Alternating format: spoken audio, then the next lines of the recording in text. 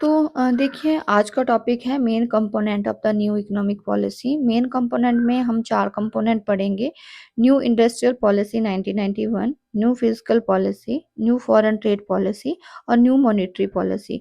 First जो मैं यहाँ पे स्टडी करूँगी वो न्यू इंडस्ट्रियल पॉलिसी 1991 है। ये पॉलिसी जुलाई 24, 1991 में इंट्रोड्यूस की गई थी। इसको न्यू इंडस्ट्रियल पॉलिसी कहा जाता है। इसमें आपके लिबरलाइजेशन, प्राइवेटाइजेशन और ग्लोबलाइजेशन इंडस्ट्री के सेटअप किया गया। फर्स्ट है इंडस्ट्रियल लाइसेंसिंग को रिड्यूस करना, यानी कि इंडस्ट्री को लाइसेंस लेने के जो हर्डल्स थे उसको कम किया गया। पब्लिक सेक्टर के रोल को रिड्यूस किया गया। यहाँ पे 7 to 2 है, यहाँ पे मैंने 7 to 8 लिखा है लेकिन 8 to 2 हो चुके हैं। लेटर ये 3 है, इसकी जगह यहाँ पे 2 होना था। ऑफ एफडीआई को बढ़ावा दिया गया। फॉरेन टेक्नोलॉजी एग्रीमेंट के कारण जो है वो इम्पोर्ट टेक्नोलॉजी हम कर सकते थे। पब्लिक सेक्टर की यूनिट को डिसइन्वेस्टमेंट किया गया। एमआरटीपी को रिलैक्स करके जो है वो कंपटीशन में कन्वर्ट किया गया। स्मॉल स्केल इंडस्ट्री को बढ़ाया गया एंड लिबरलाइजेशन एंड ग्लोबलाइजेशन को बढ़ावा दिया गया। अगर न्यू इंडस्ट्रियल पॉलिसी 1991 की बात करें, जो भी मैंने बात की कि पब्लिक सेक्टर को कम करके सिर्फ एटॉमिक एनर्जी और रेलवे में पब्लिक सेक्टर का रोल है। बाकी जगह हर जगह जो है वो प्राइवेट सेक्टर के साथ हम काम कर सकते हैं। प्राइवेट सेक्टर के साथ 3 तरीके से काम किया जाता है, जो हमने प्रीवियस लेक्चर में पढ़ा कि या तो हम आधा कंट्रोल प्राइवेट सेक्टर को दे देंगे या तो जो है वो कन्वर्ट कर देंगे, या तो आप आउटसोर्सिंग भी प्राइवेट सेक्टर को रखेंगे। साथ में ही प्राइवेट सेक्टर को एक्सपेंड किया गया। बहुत से ऐसे सेक्टर हैं जो जिसमें कि प्राइवेट सेक्टर का रोल बड़ा है, चाहे वो iron, steel, energy, transport, other shares private sectors के यहाँ बड़े हैं। लिबरलाइजेशन के कारण जो है alcohol, cigarette, defence equipment industry सिर्फ और केमिकल इंडस्ट्रीज के लिए ही सिर्फ 5 जगह ही लाइसेंसिंग की कंपल्सन थी परमिशन लेने की, बाकी जगह नहीं थी। एमआरटीपी बढ़ा। एमआरटीपी में क्या था, according to provision of MRTP act, जिनकी एसेट्स वर्थ 100 करोड़ थी उन पे कुछ रिस्ट्रिक्शन इम्पोज की जाती थी, जिसको कम किया गया और एमआरटीपी एक्ट को कंपटीशन में अब कन्वर्ट कर दिया गया। एफडीआई को बढ़ाया गया। एफडीआई को 40 to 100% किया गया। जो फॉरेन टेक्नोलॉजी एग्रीमेंट थे उसको भी यहाँ पे इम्प्रूव किया गया। नेक्स्ट यहाँ पे बात करते हैं हम कि जो फॉरेन ट्रेड पॉलिसी है या न्यू इकोनॉमिक ट्रेड पॉलिसी थी वो क्या थी, और न्यू इकोनॉमिक ट्रेड पॉलिसी आपकी 1991 में रिड्यूस हुई है। लेकिन लेकिन अभी की यहाँ पे मैंने इसको लिखा है, जो अभी 2023 से 28 के लिए न्यू फॉरेन ट्रेड पॉलिसी है वो क्या है कि सबसे पहले इंसेंटिव के आधार पे शिफ्टिंग करना। जो भी आपके फोकस है, ड्यूटी है या टैक्सेस है, वो इंसेंटिव के आधार पे प्रमोट करना। ई कॉमर्स एक्सपोर्ट को बढ़ावा देना, ऑनलाइन एक्सपोर्ट को बढ़ावा देना। वन टाइम अमनेस्टी स्कीम, यानी जो डिफ़ॉल्टिंग केसेस हैं उनको फटाफट सॉल्व करना, उन पे जो है वो उनको रिकवर करना। बिजनेस को इजी करने के लिए डिजिटलाइजेशन को प्रमोट करना, पेपर वर्क को रिड्यूस करना, ऑटोमेटिक सिस्टम के आधार पे काम करना, और जो आपके डिस्ट्रिक्ट स्पेसिफिक प्रोडक्ट हैं उनको एक्सपोर्ट करना। International trade settlement Indian rupee के तहत पे जो है वो फॉरेन करेंसी की डिपेंडेंस को कम करने की बात की गई है कि फॉरेन करेंसी पे कम डिपेंडेंट रहना। यूएस से 2 ट्रिलियन एक्सपोर्ट 2030 तक बढ़ाना। तो एक टारगेट रखा गया है कि हमें 2 ट्रिलियन एक्सपोर्ट जो है 2030 तक बढ़ाने हैं। न्यू सेक्टर डेवलप करना, जैसे ग्रीन हाइड्रो है, इलेक्ट्रिक व्हीकल है, इलेक्ट्रॉनिक सेक्टर है, उसको प्रमोट करने की बात की गई है। लेकिन अगर हम न्यू फॉरेन ट्रेड पॉलिसी की बात की जाए करें तो वो भी लिबरलाइजेशन के ऊपर फोकस यहाँ पे किया गया है। एक्सपोर्ट इंपोर्ट पॉलिसी 2002 में भी आई, 2004 से 9, 9 से 14, 15 से 20 के लिए अनाउंस हुई है, जिसमें कि ऐसे बहुत सी कमोडिटी हैं जो फ्रीली हम एक्सपोर्ट इंपोर्ट कर सकते हैं, उनकी कंट्रोल को कम किया गया। और 2015 से 20 तक लिबरल पॉलिसी हमने अडॉप्ट की। 15 से 20 जो है उस पॉलिसी के कोविड आने के कारण काफ़ी इसमें नुकसान भी हुआ। न्यू इकोनॉमिक पॉलिसी में इंटरनेशनल कंपटीशन को बढ़ाया गया। जो कस्टम ड्यूटी है, टैरिफ है, उनको रिमूव किया गया एंड इसके कारण बैलेंस ऑफ पेमेंट, जो डेफिसिट बैलेंस ऑफ पेमेंट है उसको इम्प्रूव करने की बात की है, यानी कि एक्सपोर्ट को ज़्यादा बढ़ाने की बात की गई है ताकि हम अपने बैलेंस ऑफ पेमेंट को सही कर सकें। नेक्स्ट यहाँ पे बात करेंगे फिजिकल पॉलिसी की। फिजिकल पॉलिसी होता क्या है, सबसे पहले इसको समझने की ज़रूरत है। फिजिकल पॉलिसी हमारे गवर्नमेंट की इनकम और एक्सपेंडिचर पॉलिसी होती है। इसको बजटरी पॉलिसी भी कहा जाता है। ये गवर्नमेंट के एक्सपेंडिचर और रेसिप्ट से रिलेटेड होती है। गवर्नमेंट खर्चे पब्लिक के लिए करती है और पैसे जो हैं उनको टैक्स के माध्यम से या फीस के माध्यम से आते हैं। तो इसका जो इकोनॉमिक जो मेन फोकस रहता है फिजिकल पॉलिसी का, वो इकोनॉमिक डेवलपमेंट करना होता है, कैपिटल फॉर्मेशन करना, पॉवर्टी को कम करना और रीजनल डिस्पैरिटी को कम करना होता है।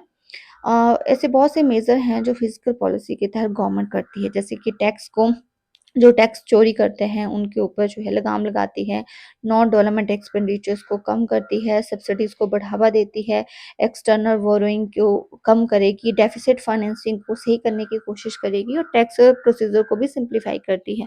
तो देखिए, जो गवर्नमेंट पॉलिसी है वो क्या होती है, टैक्सेशन पॉलिसी होती है। इसमें सरकार डायरेक्ट टैक्स या इनडायरेक्ट टैक्स को डिसाइड करती है, गवर्नमेंट के एक्सपेंडिचर को डिसाइड करती है कि कितना स्पेंड करना है, इंफ्रास्ट्रक्चर पे कितना होगा, एजुकेशन पे कितना होगा, हेल्थ पे कितना होगा, रूरल डेवलपमेंट पे कितना होगा, यहाँ पे गवर्नमेंट डिसाइड करती है। इसके अलावा subsidy and welfare schemes government setup करती है कि कितनी food, fertiliser, fuel, other subsidies देनी है, डायरेक्ट बेनिफिट ट्रांसफर स्कीम क्या होगी, किन किन को वेलफेयर के स्कीम्स के तहत जो है वो डायरेक्ट बेनिफिट ट्रांसफर किया जाएगा, फिजिकल डेफिसिट कैसे कंट्रोल किया जाएगा, फिजिकल डेफिसिट को कंट्रोल करने के लिए क्या पॉलिसी रहेगी, क्या बजट रहेगा, क्या प्लानिंग रहेगी, पब्लिक इन्वेस्टमेंट, किस तरह से हम कैपिटल एक्सपेंडिचर को बढ़ा सकते हैं, किस तरह से पब्लिक सेक्टर की डेवलपमेंट कर सकते हैं, फंड का सही यूज़ कर सकते हैं, डेट मैनेजमेंट करना यानी कि फॉरेन की डिपेंडेंसी को कम करना है और जो भी हमने इन्वेस्ट किया है उसको बाय बैक हमने दोबारा से रिकवर लेके आना है, किस तरह से हम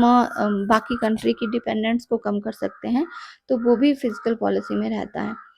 अब यहाँ पे बात करते हैं कि जो एडवांटेजेस हैं न्यू इकोनॉमिक पॉलिसी के, वो क्या-क्या हैं?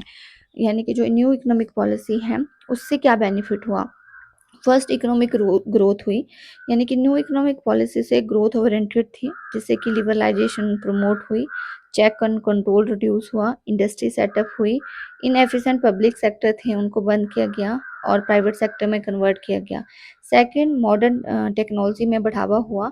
न्यू इकोनॉमिक पॉलिसी से जो फॉरेन टेक्नोलॉजी हैं उनको हमने इंपोर्ट किया, डोमेस्टिक इंडस्ट्री सेक्टर जो है वो मॉडर्न हुए और डोमेस्टिक इंडस्ट्री सेक्टर के हर्डल्स रिड्यूस हुए, बेटर क्वालिटी प्रोडक्ट जो है वो आने लगे। थर्ड जो बेनिफिट हुआ वो बैलेंस ऑफ पेमेंट हुआ कि जो अनफेवरेबल बैलेंस ऑफ पेमेंट था उसको कम किया गया, उसके इंसेंटिव को बूस्ट किया गया, प्राइजेस को कंट्रोल किया गया, जो नॉन डेवलपिंग एरिया थे उनको कम किया गया, मल्टीनेशनल कंपनी को बढ़ावा दिया गया, इंडस्ट्री यूनिट जो है वो इंडिया में सेट की गई, इंडस्ट्रियल प्रोडक्शन को बढ़ाया गया, मॉडर्न टेक्नोलॉजी को इम्पोर्ट किया गया। इसके अलावा फिजिकल डेफिसिट को रिड्यूस किया गया, यानी जो गवर्नमेंट के एक्सपेंडिचर ज़्यादा थे और रिसीट्स कम थी उसके ऊपर सोचा गया। यहाँ पे फोकस ये किया गया कि किस तरह से रेवेन्यू को इंक्रीज करना है, जो टोटल गवर्नमेंट इनकम है उसके ऊपर फोकस किया। ऐसे बहुत से न्यू इकोनॉमिक पॉलिसी थी, जैसे कि जो फिजिकल डेफिसिट थे उसको रिड्यूस किया गया, सब्सिडीज को कम किया गया, जो लॉस थे पब्लिक सेक्टर के उनको कम किया गया, नॉन डेवलपमेंट एक्सपेंडिचर को बंद किया गया, टैक्स पॉलिसी को सही किया गया एंड कैपिटल फॉर्मेशन में भी बढ़ावा हुआ। न्यू इकोनॉमिक पॉलिसी के कारण जो है इन्वेस्टमेंट बढ़ी, एफडीआई 100% की गई, इंडस्ट्री सेटअप इंक्रीज हुए, एमआरटीपी को रिड्यूस करके कंपटीशन में इसको कन्वर्ट कर दिया गया है और न्यू इकोनॉमिक पॉलिसी के कारण जो इंडस्ट्रियल डेवलपमेंट है इकोनॉमी में उसकी चेक एंड कंट्रोल को रिड्यूस किया गया, गवर्नमेंट इंटरफेयर को कम किया गया, साथ में एफिशिएंसी पब्लिक सेक्टर यूनिट की इंक्रीज की गई, पब्लिक सेक्टर के साथ प्राइवेट सेक्टर मिलकर एमओयू साइन हुए और जिसके कारण जो है पॉलिटिकल इंटरफेयर कम हुई, जो टॉप लेवल के डायरेक्टर थे उनके लिए किसी प्रकार की परमिशन जो है सरकार से लेना कंपल्सरी नहीं था, मिडिल क्लास के लिए फेवरेबल रहा, क्योंकि इससे क्या हुआ, डिस्पोजल इनकम जो है वो इंक्रीज हुई, साथ में लग्जरी प्रोडक्ट बने, उसके लिए परचेसिंग पावर लोगों की इंक्रीज हुई, लिविंग स्टैंडर्ड इंक्रीज हुआ, बेटर लाइफ परफॉर्मेंस जो है वो यहाँ पे आने लगी। तो ये कुछ एडवांटेजेस जो हैं वो रहे।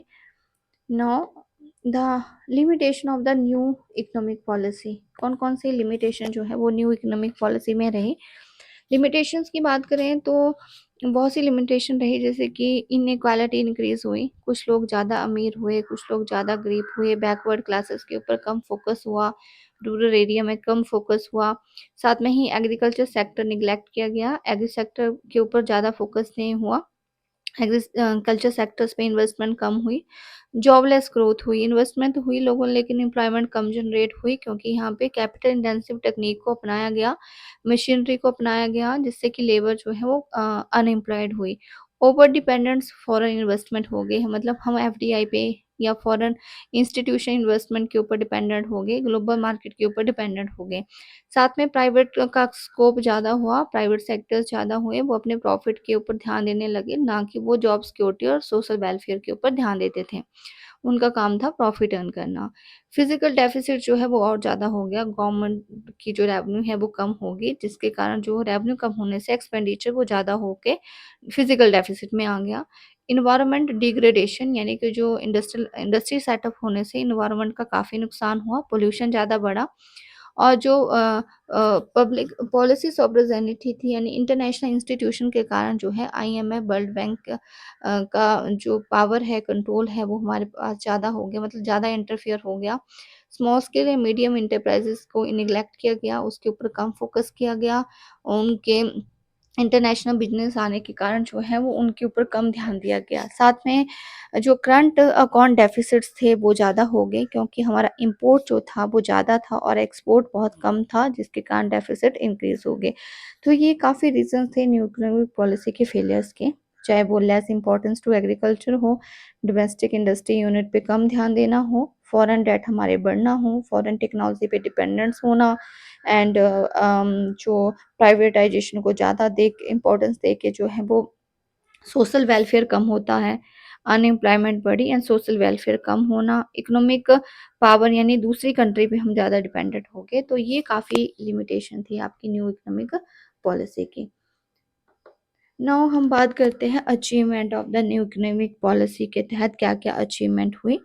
जो कि अचीवमेंट की बात करें तो नेशनल इनकम भी इंक्रीज़ हुई है, 2018-19 में 5.9 थी, और कोविड के दौरान ये 3.6 थी।